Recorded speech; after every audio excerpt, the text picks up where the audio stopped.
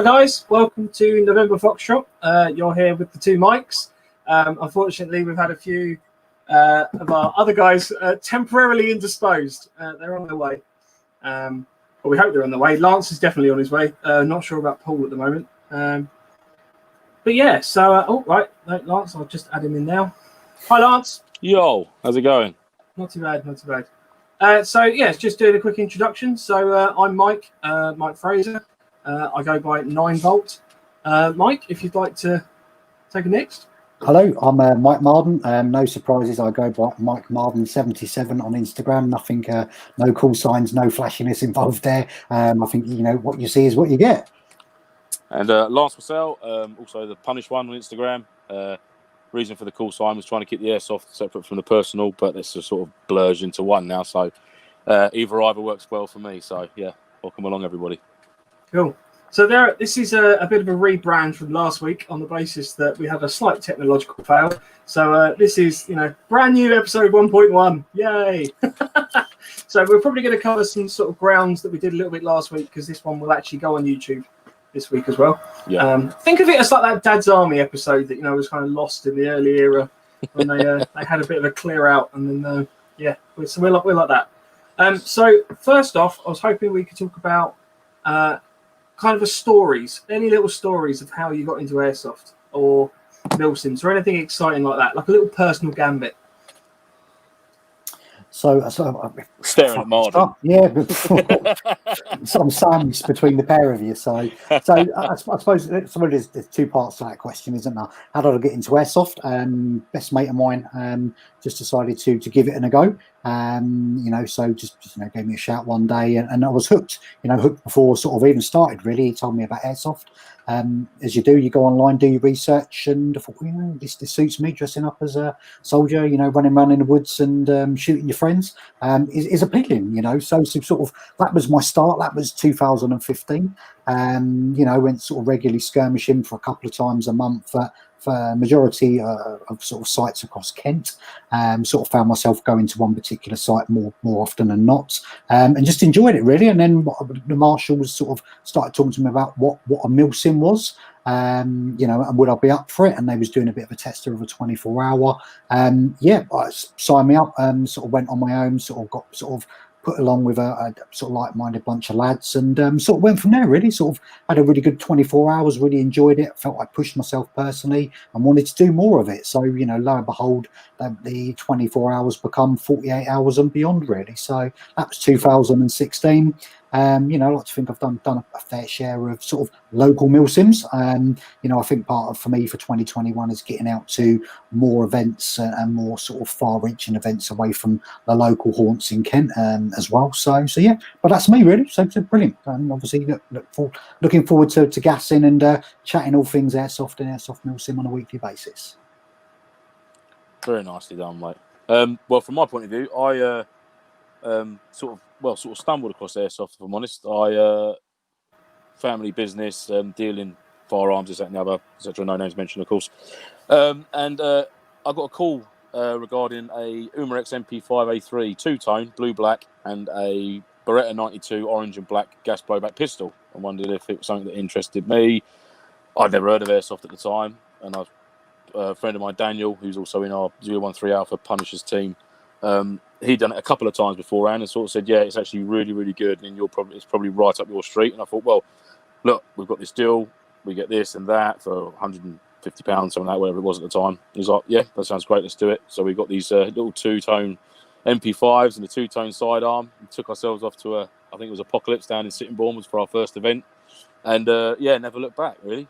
Turned up with our brightly coloured weapons and run around the forest for a few hours, and it was wicked fun. And I thought, yeah, like I said, I'd never even heard of airsoft until I had this conversation with a friend of mine regarding these two-tone weapons, and it's developed since then. And it was a couple more events at Apocalypse, and then I was speaking to the big man John Davies regarding MilSims, and again something else I'd never heard of before. Like he gave me the brief outline of what is a MilSim, and I said, yeah, that sounds like a bit of me. Once again, gave that a go. Fell in love with it straight away, and MilSim's sort of been where I've been ever since that, and that was 5-6 years ago now. So yeah, it's been a fun but expensive journey so far. So I think for me, I've been sort of playing around with skirmishing and stuff for a little while. But the story I really want to tell is my brother and I rocked up to our first MilSim. We had packed so much stuff. We had Bergens just absolutely brimming with stuff to the point of, couldn't really stand up properly, like to get off the ground, needed help. I was the same. And, yeah, but the team we were with, because we didn't really know anyone else there. We were like, yeah, let's just give it a go. They rocked up and they just had pistols. We're like, what? What is this? And they're like, yeah, don't worry about it. This is all we need for the weekend. And genuinely, we were flabbergasted. We were like, what have we joined? Like some sort of like Airsoft SAS or something like that. Just foraging for berries and things.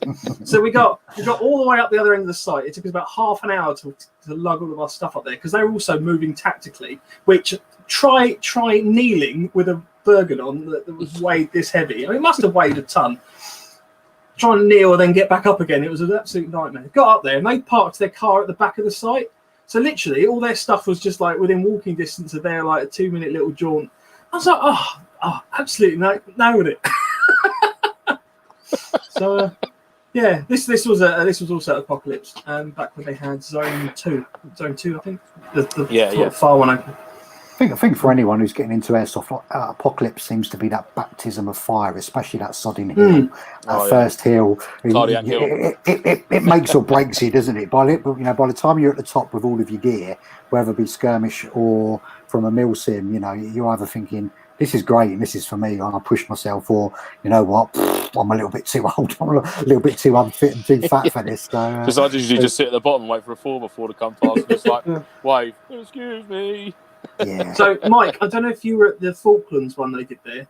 I was. Yeah. So, when you say Falklands, I didn't do the most recent Falklands, but there was one. No, the very first one. The first one, yes. Yeah, I was there for that. Yeah, so for those that don't know Apocalypse, it's got a very, very steep, muddy hill leading up to the site. It's a good site, but the hill is a bit of a bind. The Falklands one was trying to replicate the Falklands landings, whereby Lance and about sort of 6 or 7 others of us had to storm up the hill in full kit with all the Bergens. Now, I mean, the APOC MilSims are sort of proper woodland camping MilSims, so they, it's not something that you rock up. It's like the Legion events in Longmoor or something like that. You're not staying at a house or with a cot or something like that. It's all proper camping. Oh my word, that was a nightmare. The Bergens came off in the first 30 seconds. Not firing that on. That's it, yeah. We ended up using them as barricades. Like, right, ditch your Bergens. For God's sake, just ditch your Bergens. We're never going to get up this hill. No. Yeah, but it was good. That was a good event. It was a great event. I suppose. Why was it a great event? Me personally, there was the time of year it was. It was end of November, wasn't it? So it was cold. It was, yeah. There was a lot of it. I mean, we was fortunate it didn't rain, but there was a lot of moisture in the air. And I think from that, there was only limited numbers, and actually that really worked. Huge site. With it was like a dozen aside possibly, but it was just full on, wasn't it? I mean, it was. Dominic in the chat there. That was one of his first events. And you guys had to be on the attack all the time. You had to take from. It was hard, Mike. It was a hard event. It was a really hard event, like you said, because of the small numbers that you had to take part and the amount of ground that you had to cover. So you were spreading yourselves thin, and obviously when you established your beachhead, you had to hold that for 2 hours, which could then within that 2 hours that could be counterattacked, and if you were pushed back out of it. Once you retook it, there was another 2 hours. Clock started again, so you could be fighting there for a long, long time until you took your next objective, and then from then on it starts progressing. But yeah, that was a hard event, very hard event, but thoroughly enjoyable. Yeah, but I think all credit to you guys being for me what is on the opposing team was you got to the last FOB and it went down to the wire, didn't it? It really did. Fortunately for me, you never took it, but but that's how close it was, wasn't it? We couldn't win the whole event, could we?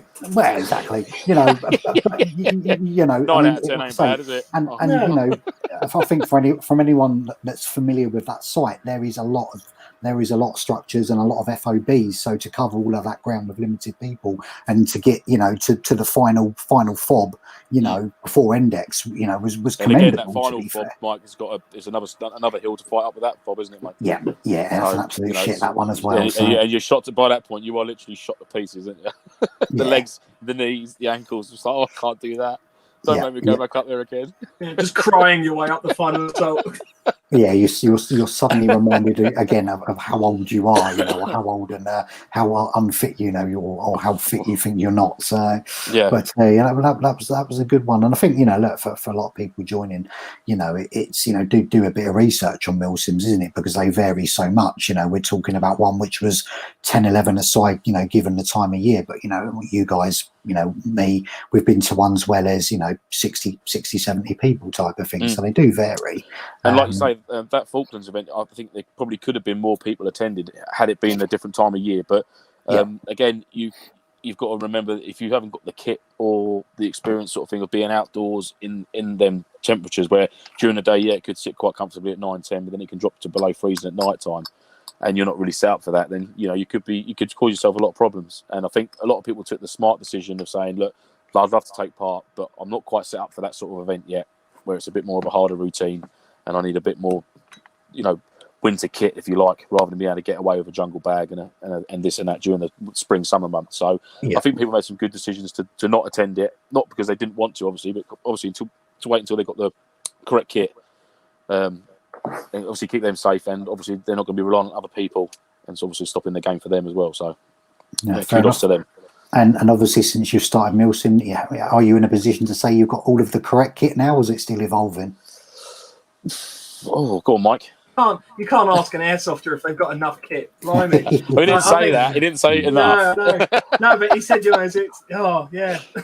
I mean, for me, I don't think I'll ever have the right kit. I think there'll always be that one thing that you go, I'm definitely bringing that next time. Because the situation changes. You've got difference in weather. You could plan for a really dry weekend. You look at the weather forecast. It's going to be really lovely and sunny. It's going to be a banging weekend, and you get that one shower come down. You're like, absolutely drenched. That's it, yeah. So and there was that one MilSim where it snowed. Like no one was expecting snow, but it just snowed overnight, and everyone's just like shoveling snow off the tents the next morning. That's it. So, -8 it got down to. Yeah. So I mean, it's all about, I think, a bit of balance. I think one of the things that works really well is if you've got a sort of an established team, is trying to share some kit. So I know with sort of the Punishers, the team, we sort of have a few sort of bits and pieces that we share, so like water carriers, whatever they're called. I can't remember, the jerry cans to water. Yeah, we got big team jerry cans that we bring up with us now. That's fun to lug up the hill. Just pointed that one out. Just to chuck a 20-gallon drum on the back as well. Yeah, just to add to the weight. It's fine. So, how about you, Mike? Is there anything that you think that? Like you say, for me, everything evolves. I think you think you're in a position where you've got everything you need for an event, and then all of a sudden a different event that comes along, so you need to sort of adapt. Have I got enough yet? Of course I have. Do I need more? Well, of course I do. But I think it's an evolution, isn't it? Really, it's sure, yeah. I think things like anything, technology doesn't stand still. The airsoft community market doesn't stand still. So if I look back to my kit on the first MilSim to where it is now, it's miles apart, and will I say the same in 4 years' time if I'm still airsoft and MilSimming?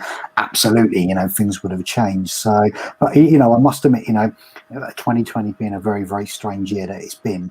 I've been working, from home since March now, and I do a quite considerable trek into London when I used to be working in the office. But so I've been able to save some money, which is good. But I save money, but then reinvest it into airsoft. So, I think 2020 has been a case of, take stock of what I've got. Is what I've got fit for purpose? If it's not, then again, the great thing about airsoft is there is a far-reaching second-hand market. So I've been able to pass on to the bits that I don't need anymore.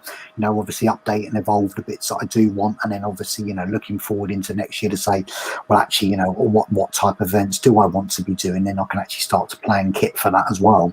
So I think, and again, that's just probably important that it's not always for every MilSim one size fits all, is it? Again, you've got so many different variables, whether it's time of the year being one of the big things, but actually we know there's different events where you actually get to sleep in buildings, events where you're out on the ground, events where you are constantly on the go with no fixed FOB. Exactly, so I've sort of been able to sort of face into a bit of that and sort of say, well, actually, let's look at what I want to do next year, and have I got sort of all bases covered, and it doesn't mean having thousands and thousands of pounds worth of excess gear. It's just having the right gear that, this is a particular piece of kit I can use again and again and again. Or actually there's a few bits I've had to spend that little bit more money on that I know I'm going to use it for a particular Longmore-esque type of event as well. So, but it never ends, does it really? Absolutely, yeah. You're constantly changing, like you say, constantly changing and evolving, and different formats of kit, like you say, depending on what you're doing. Whether it's like a very hard routine MilSim where you can expect not to get much sleep, so do you require to have a full sleep system, cot bed, and all that? No, you could probably get away with just a bivy bag, a duvet jacket, and just hunker down wherever you can really to get that extra hours kit if you can get it. Like for Longmore, for example, you get a 2-hour rotation, so you do have a 2-hour downtime or possibly a 3-hour downtime. I can't remember, but that very rarely gets to be the full 2 or 3 hours. It's usually within like a 45 minutes of you just starting to shut your eyes. It's like, yeah, you're QRF, you need to go. I'm like, what? Okay. Best bit of kit. Yeah. Best bit of kit for that one is having a teammate to sleep on. Yeah, absolutely. Just back to back, just leaning against each other somewhere. Yeah, that's where the gentlemen with larger midriffs always come in handy, didn't they? They always get snug up. So, gents, we obviously touched on a few airsoft events that sort of stood out for us as being particularly good ones. What do you think makes a good event? Ooh, blimey. I got the big one for me is just probably people's engagement and temperament. And that can be from the more experienced player to the first time around. And I think if you turn up with the right temperament, that it is only a game, and if I get shocked, then so be it, and there's no emotion attached to it, and are there to contribute. That's the two big things that I sort of look for. I think we've mentioned it before that got a young family at home, so if I'm in a position where I'm spending a couple of days away from my family, and I'm equally financially investing in the event, and I want some sort of quantifiable return on investment, so it's turning up to say, that I'm here to contribute. I will get stuck in, whether that be in role play elements, whether it's the battles, whether it's stag duty, you name it. It's just about the temperament and sort of knowing what I've signed up for. And most events will have some sort of precursor of what the scenarios are going to be, or what the is going to be, how the weekend's going to play out. To me, saying, well, actually, I'm part of a team. I am here to add value and add benefit to that team in the way that probably best suits me and best suits the team as well. But it's just rocking up with that correct temperament. Yeah, sure. And like you say, a positive attitude towards it, and you'll only get out of a MilSim what you'll put into it. And if when it comes to, and you've got to throw yourself. I think for me, you've got to throw yourself into it sort of 100%. If not 110%, because the minute you start going, well, I'm not doing that, then it's going to fall on someone else to have to do it, and it's going to sort of start spoiling it for other people. So you've got to be very conscious of your actions and how it's going to affect other people's weekends. It's not just it's about you, what you want to get out of it personally, but then your actions of not taking part and not getting involved and not doing it, the gentleman side of it, like being gentlemanly about taking your hits and conducting yourself out in the field, and how that's going to impact on other teams and individuals as well. So I mean, for me, a good MilSim is one that's well run, obviously, one that's fair, and one that really doesn't put up with any shit, be that from anyone who's new. Obviously, they'll get a little bit of rope because obviously they're new to it. Fair enough, you make a mistake, but it's more senior players, if you like. Just some of the Madonnas and just the bitchiness about it and all that. I can't stand that at any event, sort of thing. Really, for me, it's just got to be a well-run event, and obviously, and just fair play, and just everyone out to enjoy themselves, and obviously get out what they put in, and obviously because we've all spent the money to go, and it's important that we all enjoy it and get as much enjoyment out of it as possible. Definitely. What about yourself, Mike? What's your opinion on that? I like the role play, and I don't mean that in a weird, creepy way. Yeah, you absolutely do. I mean it in a little bit of a weird, creepy way. No, but I like events where, I mean, we're all there playing toy soldier, effectively, aren't we? Though, so we're just dressing up as camouflage like we did as kids, and running around the woods with some guns, toy guns, obviously.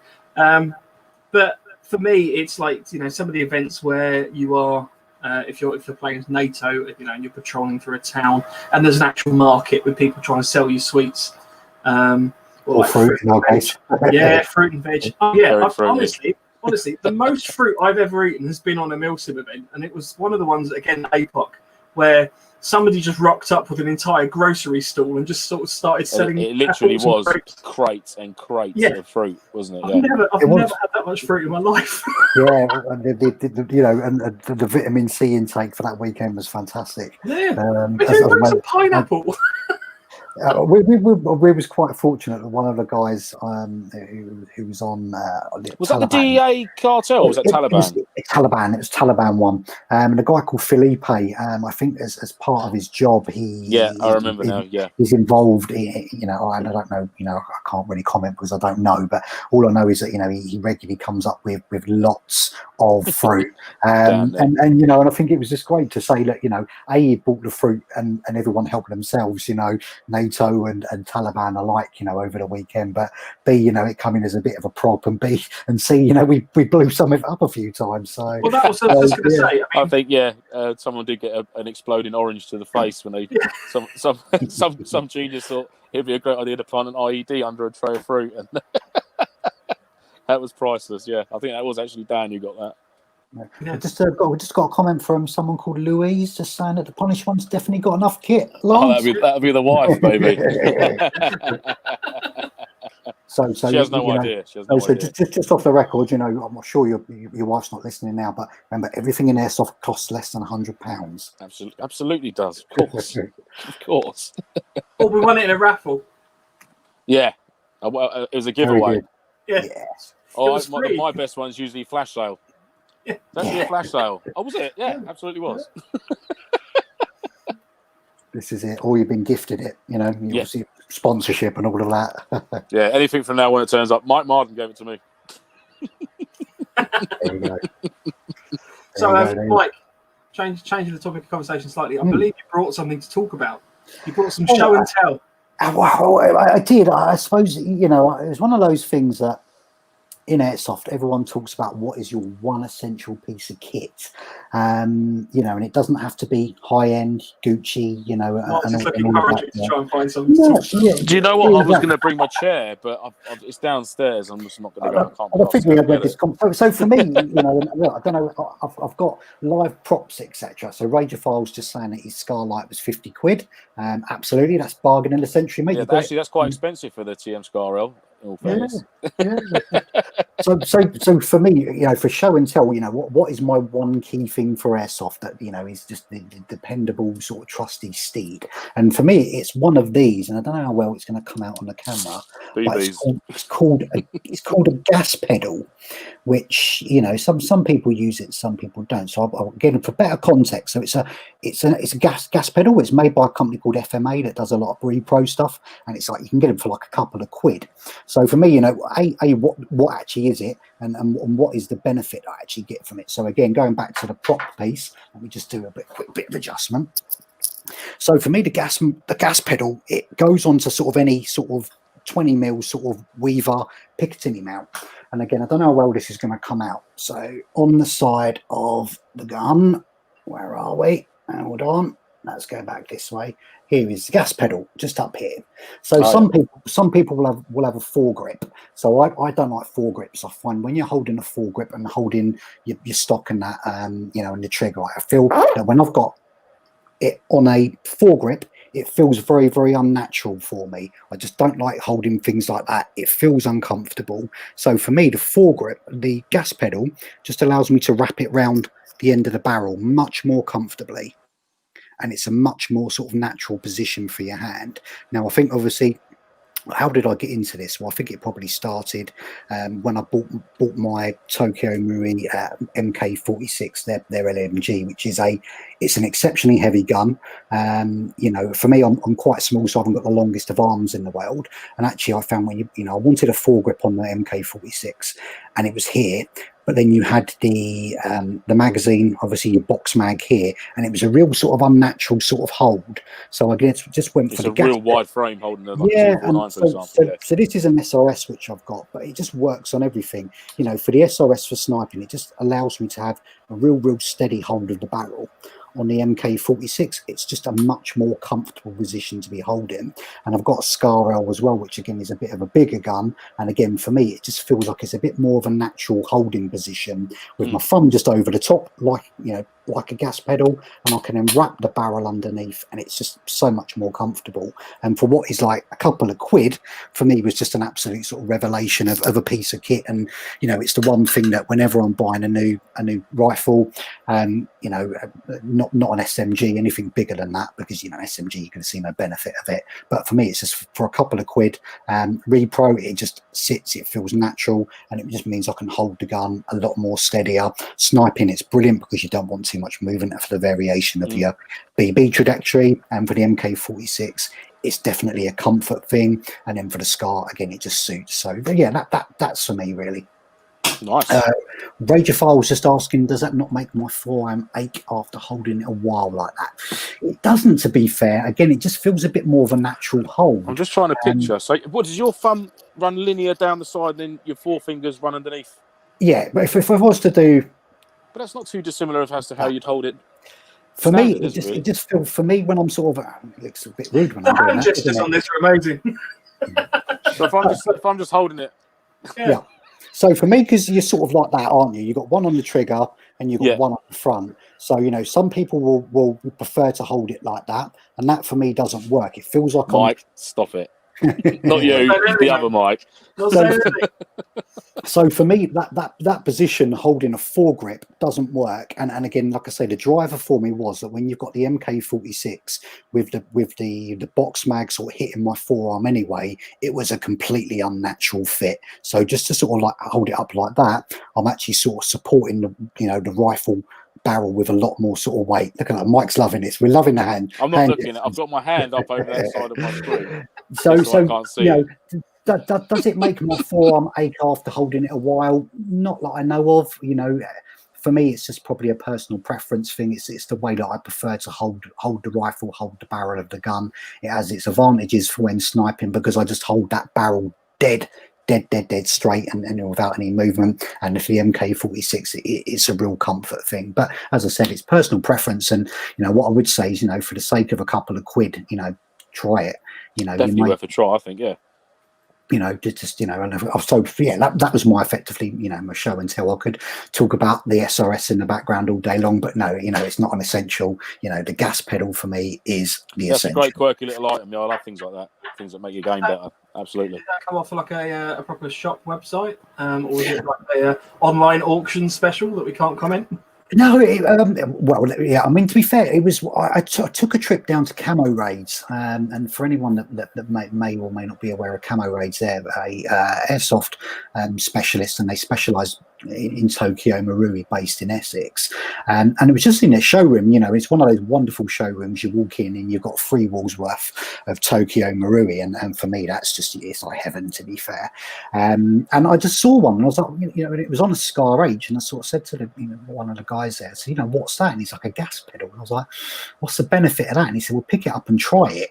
You know, here's a riff with, you know, a foregrip, sorry, and here's one with a gas pedal. You know, it's just a preference thing. And for me, it was just, it fitted straight away. And for me, it's just been that one thing that, you know, for every riff I've got, which has got a decent size, it will be, you know, the gas pedal. So, but as I said, for me, it's purely preference. You know, I'm not the biggest bloke in the world. I haven't got particularly long arms. So, you know, it's more of a comfort thing for me that, you know, I'm not just sort of holding a foregrip in a bit of what I feel an unnatural position. So, yeah, personal preference, that's all it is. Well, I brought something to show as well. This is my... I feel terrible now. I brought a Barco Laplander folding saw. Now, one of the benefits of this is that for some of the MilSims I've been on, we've actually had to build little barricades and stuff while we're there. Yep. I don't know if you can hear me when my camera randomly cuts out. But this little thing, it's great. So it's good for, you know, woodwork in terms of like when you're cutting down some little branches and stuff for a fire. It's good for forming any sort of like nice little saw cuts to make little barricades and stuff like that. I don't have loads to talk about, to be honest. There's no story behind it or anything like that. You know, No, it's cool. I take a folding saw with me as well, and for that very reason, if you're making cover, if you've got to dig in and you've got to put some cover over you, then that's perfect. Small saw for cutting anything like that, any obstacles out the way or anything like that. Yeah, no, it's cool, mate. Nice, like it. And what about yourself, Lance? I appreciate obviously there's no show and tell from you, but you know, is there a particular piece of kit that you just pick something from behind you? Oh, what's that?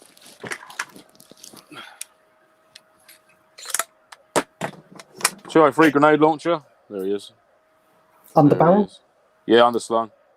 That's a nice little bit of fun. I actually just found that. I was actually looking for that.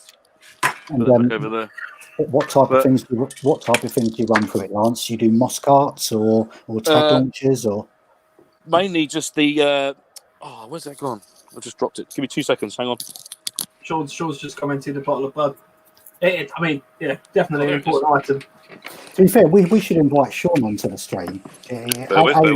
He's got probably a lot more MilSim experience than most of us. I'm sure he wouldn't just have a bottle of bud, he'd have a crate of Stella, bless him. Oh, there we go. Those little bad boys there. Fine. And what? Excuse me, Lance. What is that? Is it? So you load it. Yeah. Tell you what, I can make Lance bigger. Hang on. Don't make me any bigger than I already am. Oh, Mike, you made yourself bigger. Right, we're still playing with the tech here. Solo layout. There we go. There we go. So what? You load that with BBs and it shoots. That's it. BBs, gas, CO2, and that just empties all those chambers of BBs. I think each chamber holds about 10, so there's probably around 80 to 100 BBs if you're very regimental with reloading it. But yeah, that's a great bit of kit for clearing rooms. And is that green gas or is that CO2? That is green gas. Green gas. And there he is. And is it seen any action in the field yet, or is that none at all? None at all. I bought it because it was shiny, and once again, it's one of them things that is lovely and shiny, and it sits there and it looks very, very pretty. So there we go. There's my show and tell. It's a piece of essential kit that I've never used yet. Yet. But I'll make a conscious effort to make more use of it in 2021. Yeah, no, fair enough. Yeah, fair enough. So, have you lads got any events coming up at all? Well, we did have Longmore, but sadly, alas, yes, it's a heavy heart. It was cancelled again. But again, yeah. I mean, yeah, ruddy MOD. But, and that's it, isn't it? You know, it's no fault of the site owner, is it? You know, it's one of those. No, and Mike Williams, one of the best run events is a Legion event. So if no one's ever been to one before, then I do seriously suggest you get yourselves booked on to the next one once all this nonsense is over, because you'll be missing out. Yeah, they are fantastic events and very well run, I'd like to add. But we've got Octo 8 to look forward to. Last weekend in November, I believe, Mike, is it? Yep. And that'll be our second one of those. And it will be, yeah. And that's a very, very heavy role-play based event, which I had been to before prior to that. I mean, obviously, there was an element of role-play to every MilSim, but they very much based their events on the storyline and how heavily involved everybody gets as a team and as an individual. And for me, that made it a really, really, really enjoyable event. Thoroughly enjoyed it. So, I'll be looking forward to the second instalment of that. Good stuff, and then probably tying quite nicely in with that. So Dan Wonstalls has put a question on the chat, just saying, "What's your favourite MilSim site?" Ooh, mine's Longmore. It's got to be Longmore. Yeah, actually, you know what? I try and think of somewhere else every time, but I mean, I haven't visited Bramley, so I'd like to take part in an event at Bramley if I can. But at the minute, as it stands, from the however many sites I've been to, Longmore is by far. Yeah, one of the best sites I've ever been to, and that, I mean, obviously, it's a urban training centre, so it's a military-based training centre, so it's going to be the best within reason for obviously for real steel training, and being able to take part in an event even on that sort of ground, if you like, is fantastic. And it's a fantastic experience. So yeah, it's quite humbling to see how much goes into an event like that. Yeah, it's the vehicles as well. Obviously, you've got space for vehicles. You know, you've got proper houses that you can storm through. There's tunnels. When you're actually defending a base, you are actually defending a base. You know, it's not just absolutely barricades made out of like pallets and watering cans and stuff like that. You know, it's a proper actual structure. I know one of the events we did, we had to stand to because the Op4 had actually started climbing over the walls into the base. So, you know, we were sweeping like lodging cabins, like shipping containers for like enemy combatants that might have like snuck into the base. That was pretty cool. Yeah, as Dan just said, even with 2 hours of sleep over the whole weekend, absolutely amazing. Absolutely and I think it really does add to it. You know, the fact you're suffering with some fatigue. You know, you've been on your feet for 14, 15, 16 hours. You know, you're on constant rotation. So, and it all adds to the experience, I think. Yeah, absolutely. Yeah, Longmoor and with the Legion events is fantastic. Absolutely outstanding. Rachel Silas just asked if anyone's been to Catterick. I know I haven't. No. Again, another site I'd love to go to. I really would love to go to. Yeah, I'd love to make the long journey up there. That would be cool. I think that's part of the challenge, isn't it? You know, sort of living down in the southeast. You know, I suppose we're quite spoiled, you know, in regards to we've got a lot of local sites, you know, in the vicinity. You know, obviously you've then got, you know, for you guys and for myself, the Longmoors, you know, and the Legion events, you know, aren't too far to get to either. But I think obviously anything like, you know, the Catterick, the Trees, you know, some of these big sites, big events are quite a mission, aren't they? And I think it's the whole thing of, you know, you've got a weekend event or it's going to be a 4-day event, you know, where you've got to sort of spend a whole day traveling to get there to unpack and get ready, a couple of days then worth of gaming and then pack up and come home. Yeah, definitely. So I mean, again, something next year that I would love to start travelling out further afield. You know, I'd love to go down to Wales. Just some of the scenery I've seen in Wales of events. It's, oh, Christ. Yeah, I'd love to get involved with something down there. It'd be fantastic. That'd be really cool. And again, Catterick, again, another place I'd like to go. I think for me, I missed the sand pit. I don't know if you guys ever went to the sand pit at Blue Water. Which is that Darkwater? No. So Sandpit was pretty much the quarry over from Blue Water Shopping Centre. Right, okay. Where, you know, it was by and large back then a construction site, but a construction site used by, Christ, what's the name? Is it UCAP? It was UCAP, yeah, UCAP, yeah. And then they sort of, you know, used it and turned it into a bit of an airsoft site, and it was brilliant, you know, because it was urban. You know, you had buildings, you had massive piles of sort of excess quarry rock, etc. You know, obviously you had the cliffs, you know, and you've got sort of landing bits full of the water and the lake and that was really, really good because it was different, you know, to what we've got, you know, in the southeast, which is by and large sort of, you know, woodland sites, you know, and you know, varying degrees of woodland sites that we've been to. But the Sandpit was just one of those, you know, breath of fresh air, very, very different, you know, and it's such a bloody shame that, you know, it's now gone and it's you know, it's all being turned into houses. But I must admit, there was another site that I must, you know, the guy divides opinion, but there was a kicking Mustang video recently where I think he was in the West Midlands and he was at a quarry site and it looked absolutely fantastic. Okay. You know, and that's not a plug for his channel, his videos, but it was just one of those that cropped up and I was like, oh, that really reminds me, you know, of the Sandpit, you know, which was just that different type of terrain, etc. So yeah, and I think, you know, there is a plethora of sites across the UK and some aren't always as prevalent as other ones, and I think it's just, you know, keep an eye out on platforms and seeing what other people within the community are you know, playing at, you know, and maybe we get ourselves along to something like that for a bit different. Definitely, yeah, I'd be well up for that. That'd be cool.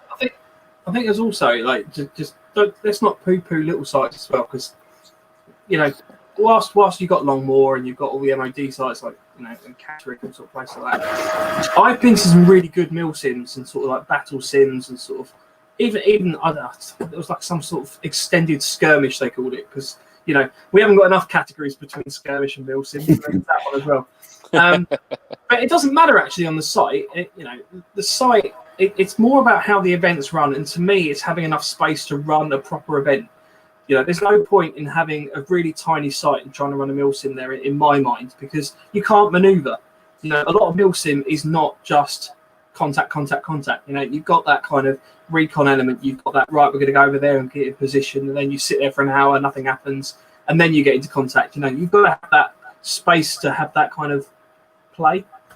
But yeah, I mean, obviously our favourite sites might be the premier ones. But then again, you know, they're only premier because they're military installations. You know, they're military training grounds. That's purely, and that's lucky that the Airsoft company who's landed the contract, if you like, to host their events at that site have fallen on their feet, and it's purely because it is a military site. You know, there's no two ways about it. You know, if there was no airsoft site there, it would still be a military site. You know, so in a way, it's the actual company that's being allowed to host there who've struck gold, if you like. We've had a question from Dom about any plans to play abroad or have done. I'd like to do that one in Europe, like the 90,000 strong.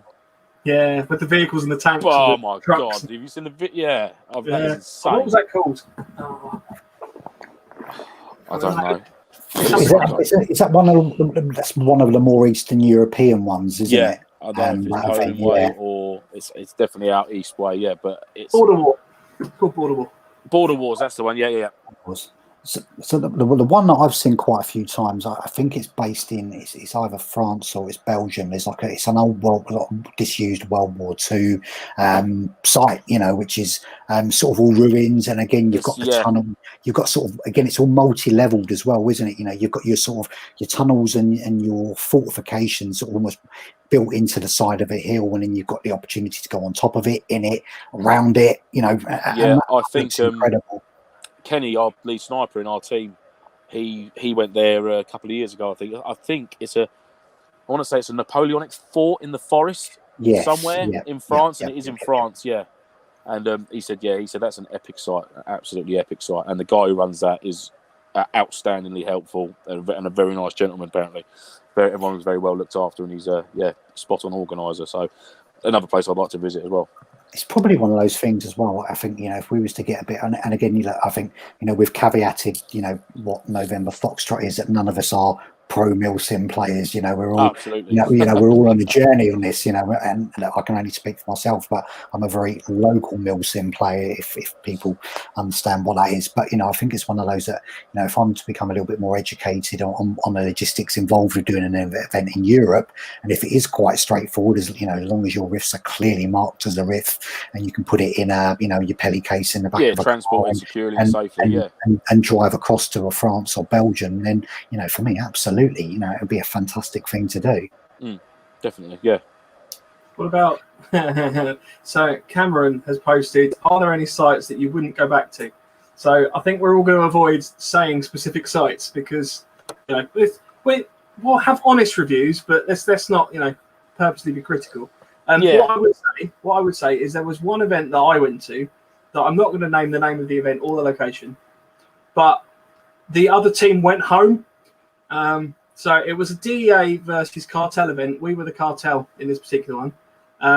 The DEA kind of got a bit fed up and they all left, at which point it just ended up with cartel versus cartel because we had no one else to shoot. And I think that was not necessarily... I don't remember that. I don't think I was... No, you weren't at that one. It wasn't necessarily poor management. I think it was just, again, this might have come down to the fact the site was a bit too small. Maybe, you know, I don't know. There was a lot of people sort of claiming non-hit taking. Yeah, it wasn't the best event, and I think this kind of harks back to sort of something you said earlier, Lance, which is, you know, sometimes you kind of just got to have a bit of a positivity about you, even with an event that's going badly, because otherwise it just brings the whole event down. If everyone leaves, exactly, yeah, this is it. It just makes the whole event a bit naff. And I went away from that sort of saying, you know, I'm not going to do another one of those, and I haven't since. You know, and maybe that's a tarnished opinion. Maybe they're, you know, not as bad as I think they are in my mind. But yeah, I wouldn't be doing that one again. I mean, it's probably fair to say, and you know, Cameron's bob on, and it is a controversial question, and I don't think I'm in a position to sling any sites under the bus.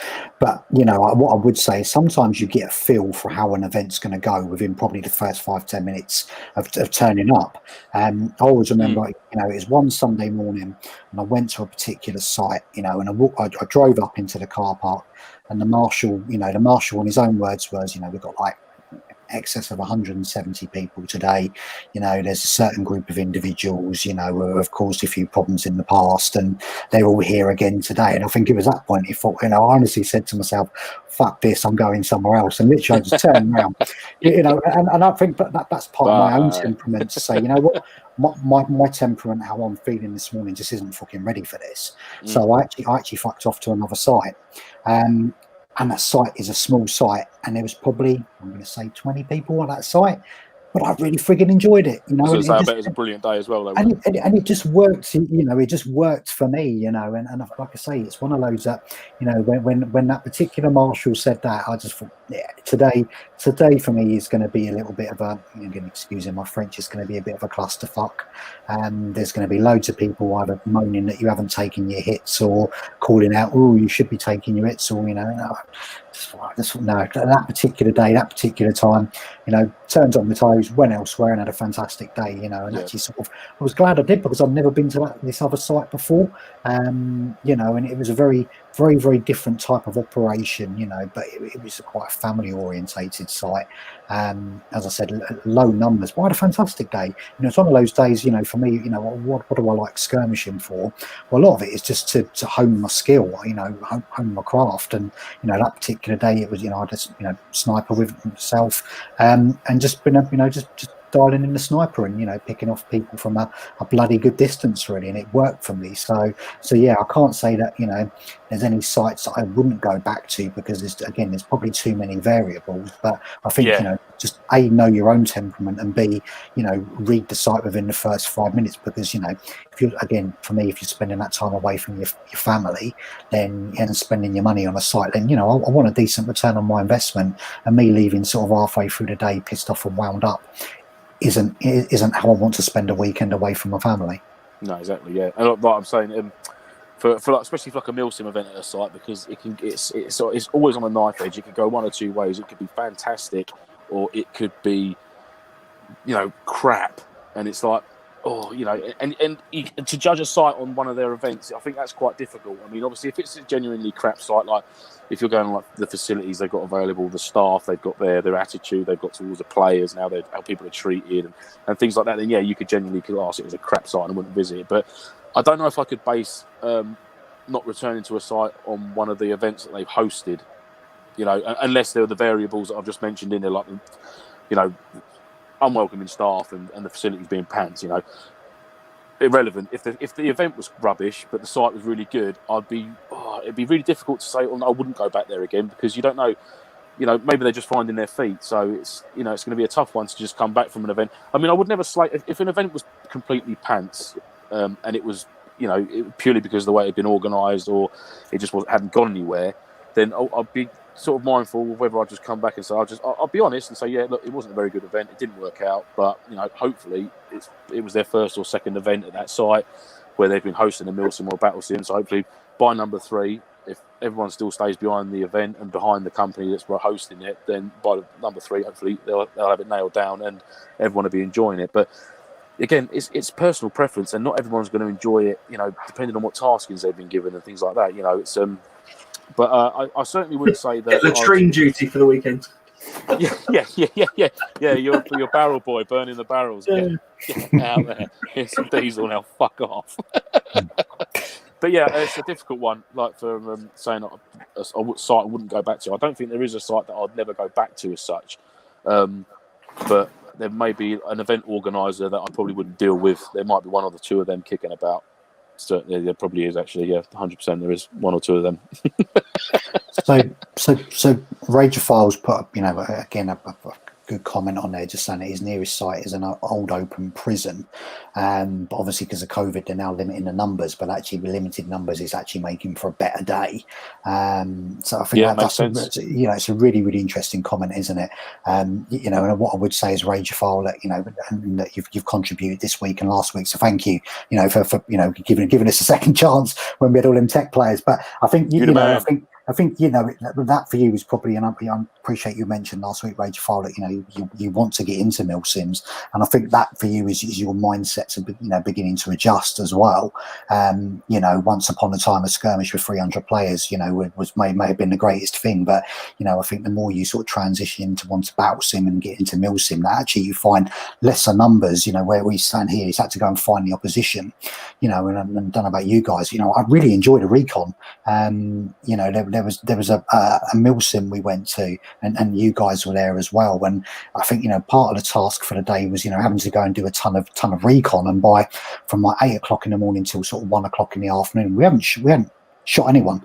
You know, it was about trying to locate the enemy fob, take some photos of the fob and feed it back to zero for, part of an objective for the day. Sorry, Mike, just quickly, like you said there, and people who want to venture into MilSim, they need to sort of get it in the mindset where they can't turn up expecting to just get guns blazing. It's going to be firefight. It's going to be firefight, because you could well be 18 hours into the event and you haven't even fired one round out of your mag yet. You could potentially spend a weekend and not empty 2 bags. That's what people need to prepare themselves for. Don't think of a MilSim as a skirmish, but over a long period, it really isn't. If it's run correctly and the 2 teams on the ground and conduct themselves correctly, then it's far from a skirmish day. Totally. So here's a question to both of you guys then. So, really, really valid points that, you rock up to a skirmish and you might not fire a single shot, for a good, like you say, 17, 18 hours. Do you think that the MilSim organizer needs to be sort of caveating that and managing expectations, or sort of just let people turn up eyes wide open? No, I think that people should turn up to a MilSim and expect to. Or I'd like to think people would do their research before attending an event like that, and I think that people should turn up to an event expecting to work a lot harder. They'll be out on the ground constantly. There'll be no, all right, that's the end of that first game, chaps. Everyone back to the safe zone for pats on the back and tea. Once the game starts, so the bell goes at 7 a.m. in the morning, and then the whistle blows at 5:30 Sunday afternoon. So anything can happen in them 24, 36 hours. And if you fire a shot or not is obviously down to you. It's down to the team. It's down to how you conducted yourself throughout the course of the event. If you get yourself into a position where you're engaging in a big firefight, then, kudos to you. Is that a good thing or a bad thing? Because it's great getting rounds down, but then also it means that you've been contacted by the enemy. And if you're in a recon position, then no one should even know you were there. So weighing it up. It's good fieldcraft as well. There's so many elements to a MilSim that's not just about going there with your riff shooting BBs. There's the fieldcraft side of it. There's setting up your fob. There's all your personal kit, your admin and things like that, and getting used to that and running that and looking after yourself for that weekend where you're reliant on yourself and you've got your team around you that you're going to help each other out. And that's probably a massive part of a MilSim event for me. Is definitely the camaraderie with my guys in my team. And how we conduct ourselves, and put into the event and take away from the event what we want. So fair enough. And again, sorry, go on, Mike. Go on. I think you definitely need a good firefight at some point. At the end of the day, a MilSim is effectively an airsoft event, be it just under a different flag. And we all want to shoot some rounds, and there's nothing. I mean, I also run an LMG, so every time I fire at anybody anywhere, I fire 200 rounds at a minimum. Square off. Some of the best firefights I've had are the ones where you are proper pinned down, running out of ammunition. You're stuck in a tower or a stockade or some sort of limited position. You can't get out of there. The enemy's coming for you, and you've got to fight them off. That being said, sounds terrifying. The whole weekend is like that. The whole weekend is like that, though. It's just too much, and you might as well just go to a skirmish, and you find that you're just constantly battling for the same bit of ground for the whole weekend. That's yeah. A bit of a drain. Don't get me wrong, it's still fun, and as Lance said, it's the people around you that kind of make an event, I think. I think one of the biggest problems with events sometimes can be cliques. If you've got teams of players or groups of players that are clearly very good mates, but then don't engage with anyone else, then, even if you're on the same side, you are effectively acting as different teams. I've been to events where I've been laying there waiting for a medic, and I've had a whole squad of people just run past me. No, we're not going to medic you because you're not in our team. It's like, great, thanks for that. Respawn, bitch. Yeah. I think, and again, just to keeping an active eye on the chat. So there's a couple of bits, and it's a Sean Glasser. We all know it's a players you play with or against. That makes the game, and I suppose that's a really important bit, isn't it? We three are quite familiar with the opposing forces, whether it be you guys on NATO and me and the guys that I roll with generally on Op 4, and I think that does help the cohesion of a weekend. If things aren't going the way that they're supposed to, then actually both forces can actually have those honest and open conversations about what we need to do differently, what we need to try and that as well. So I think, absolutely, Sean hits the nail on the head on that one. And I think then there's probably one moving on for Dan Wanstall, just saying about hammocks or ground sleeping. Gents, what's your preference? Hammocks. Always hammocks. Hammocks are fantastic. They really are. If you've got a static position, if you're there, if you're on the move, then yeah, you just have to hunker down with a bivy bag and your DOS bag, if you can. I mean, my favourite bivy bag is probably my green one, which is I can't think of the name of it now. It's gone. But it's a nice, quick, mobile shelter, if you like. So you can literally DOS bag inside the bivy bag, or if it's like a warmer time of the year and you don't really require the sleeping bag, you can literally just essentially climb inside the bivy. So, but if I had the choice, it'd be a hammock all day long, because it is the most wonderful night's sleep I've ever had in the world ever. If I could rig one in my bedroom, I'd be in there. Literally, it's awesome bit of kit. A hammock sleep is awesome after a long day. Yeah. Also, there's a lot less bugs. Like I've got into a sleeping bag before, and honestly, you just open the sleeping bag and it all just crawls away from you. It's not nice. Whereas you get in a hammock, there's only a few little things. Just flick them off, and it's nice. Yeah, it's good. Hammocks are wicked. Mark, have you got a hammock? You know what? I haven't. It's one of those things that I've sort of been thinking about. So I suppose, I'm guilty as every other airsofter that, when I pack, I always try and pack some creature comforts, but I pack way too frigging much. And I just end up getting at the top of a hill moaning about how much stuff I've brought. So I've got it's like a fishing bivvy, which sort of, it's collapsible in a, bit of a weird way. But it just gives me sort of, full sort of shelter from the elements. And then I take just a little bit of it's a very, very small, light, collapsible little camping bed again, because I've done the ground mats on the floor, and I wake up, that's like feeling like shit, which you can do without the next day. So I've got myself just something that just keeps me off the grounds just that much. So again, I'm not exposed to the cold floor, or got bugs and all of that jazz sort of climbing up me. But I must admit, I thought about hammocks. Again, just that diversification for next year. A hammock, Mike, you will not look back, mate. Honestly, it is so comfortable. It's unreal to sleep in a hammock, and it's literally palm of your hand condenses down, and that is it. Hammock, especially in the summer months, mate. If you get a hammock, you get a little jungle bag, snug pack jungle bag, which I've got, because I've got the snug pack jungle bag and the base camp extreme 3 season. What you can then do is you can put the jungle bag inside the 3 season, and you get your 4 season. So you've got the 2 bags, 2 options still. So you still got your summer and spring and autumn full bag. And that's essentially, you could get your whole sleep system and shelter inside a little day sack. And that's how condensed it is, especially using a hammock. There's no roll mats, there's no big bivy bags or anything like that. It's just a basher and a hammock, and that's it. We have had a bit of a problem, though, with sometimes the sleep system's too comfy. And some of our team, I know I'm guilty of this. Not wanting to get up at 5:25 when the alarm sleeping till 9 in the morning. It's great. Efforts must be doubled. Right, I think we are pretty much nearing the end of this hour. We are going to try and keep these to a bit of an hour, because I appreciate, Friday night, everyone's got to go out, and you've still got an hour to get... You've got an hour, yeah. You've got an hour not to go to the pub. Yeah. So if you'd like to join us next week, we will be back. We're going to be discussing, Mike and I discussed this before Lance joined, but we're going to be discussing cooking systems and food. Something that's very dear to my heart. I've been eating all my life.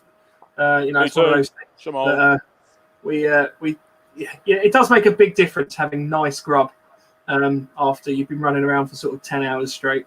So that's what we're going to be discussing next week. If anyone wants to ask us any other questions, either related to that, or we can have a little question sesh, then throw them in the chat now, or on our Instagram or Facebook or YouTube, and we'll get those answers. This podcast episode will be uploaded to YouTube as well, so feel free to have a review of that if you really want to, or send it to your friends. If anyone you think might miss it, send them our way. In the future, we're hoping to have some guests on. We don't know who they'll be yet, because depends which of our mates are interested. and aren't pissed at the time. Hopefully, I think equally what we're trying to do from that, isn't it, is just, let's bring in some of the guys and girls that, we would play with, because they bring something different. They bring, their agendas, their unique selling points, to the events. But equally, we're trying to get, some not celebrities, I'm not going to use that word, but we want to try and get people from the airsoft community to come on board. So we've had, I've had me personally, I've had conversations with Jason at Longbow BB, would be interested in popping in and just talking to us a little bit about him, what he does and his business, and I'm a massive advocate of that. Jim from Platoon Stores in Rochester, they're a big airsoft provider in the southeast, but equally they've massively branched out into all of the camping bits as well. So I think it's really, really good just to try and tap that wealth of knowledge out there and just not listen to just us three and our experiences on a weekly basis. Yeah, that sounds cool. I'm just replying to people in the chat. busy typing. And I think, look, for the guys that have joined us in the chat, and there's been quite a few of them tonight, thank you very much. And, much appreciated, guys. Well done. Good on you. We're equally keen to, to ask you to help us to shape how these go on a weekly basis. So I think as 9 Volts already said, we've got an email address, you can pop comments on here. We're on Facebook streaming at the moment, or we've got a page on Instagram. And just drop us a note, what do you want to see? What do you feel that will add value, to your time spending with us for 60 minutes on a Friday night? Because we're really keen to try and harness that. Yeah, absolutely. Yeah. Any ideas for any topics that you'd like discussed, or like we said, any questions that you've got, or you'd like anything brought up in the next episode or the next podcast? Then feel free to get in touch with any of us on any of our handles down the bottom of the screen there, or through the NoFo's contacts through the email, Instagram, or Facebook, guys. Yeah, definitely get in touch. We've also gone 2 episodes without anybody asking us why it's called November Foxtrot. So we'll see how long that plays off as well. You can't bring that up. See, someone's going to ask next week. You can't do that. You planted the seed. Look, you've planted the seed. Episode. You've got to commit to that one. It's part of the secret sauce. It is, absolutely, yeah. Brilliant. Well, like I said, thanks everyone for tonight. Thanks, Mike, for hosting. Thanks, absolutely, Lance, Thanks everyone. Sorry, I was late. I do apologise. No, that's all right, mate. No problems. We just mark you down for that one. But I had 2 major problems this evening. One was 9 years old and one was 7 years old, but they were swiftly dealt with. Good.